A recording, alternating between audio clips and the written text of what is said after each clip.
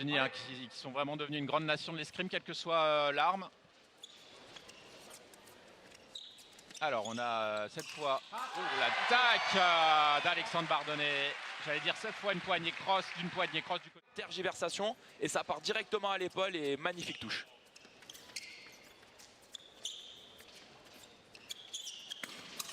Ah, le contre-temps magnifique. Ensuite aller le toucher.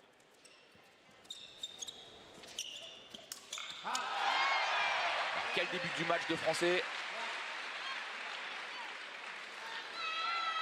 3-0, hein. Ça c'est un très très beau scénario.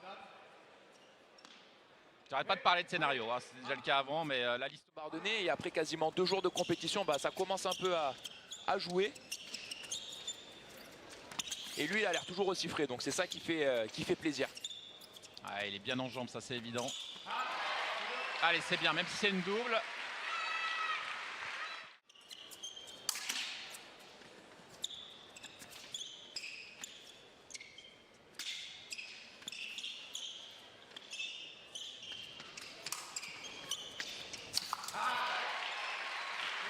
Allez, les doubles qui font bien l'affaire du Français.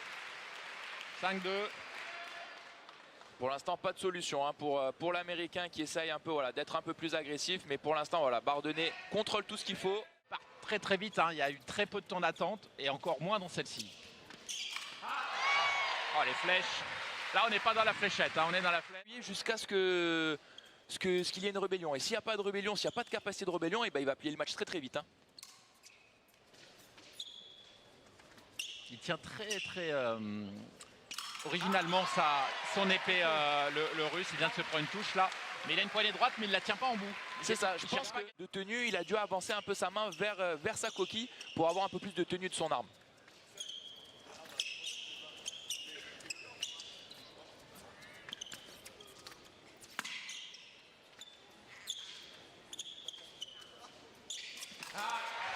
Superbe, superbe. À la maîtrise, hein. Pour l'instant, il se contente de touche double.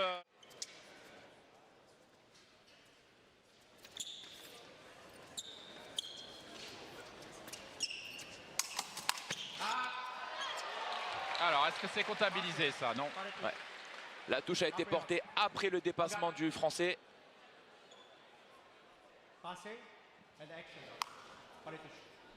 Voilà, elle est là la touche. I didn't see you. Il n'est pas l'arbitre. Oh là là, superbe, superbe. Il est devant.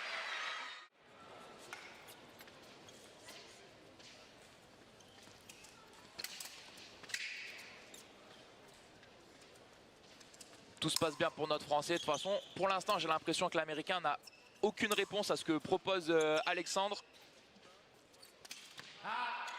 Ah, ça c'est bien fait, hein. C'est une touche que pourrait faire Romain Canon qu'il aime bien.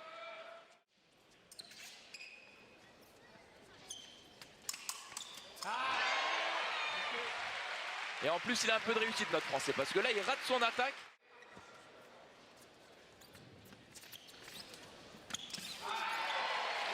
Nouvelle touche double. Ouais, ça c'est une maîtrise totale.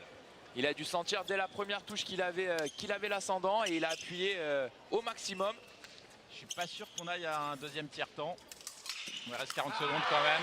Oh là là là là là là. On a cru que l'Américain allait placer une parade riposte. Et non.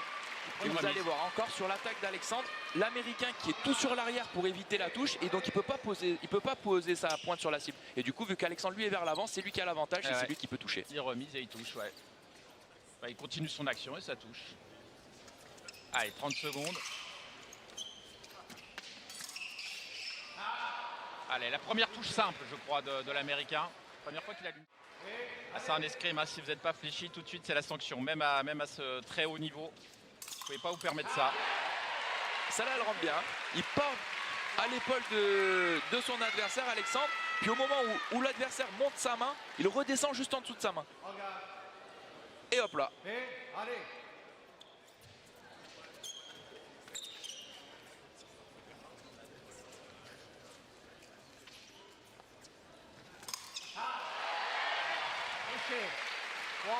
Là on voit l'Américain qui a tenté un peu un coup pour surprendre Alexandre. Il restait 10 secondes peut-être. Ouais, plus qu'une touche et ce sera un doublé français sur ce Monal. Ah, je ne sais pas quand il faut remonter pour trouver un doublé français. Touché. Mais ça date un peu quand même.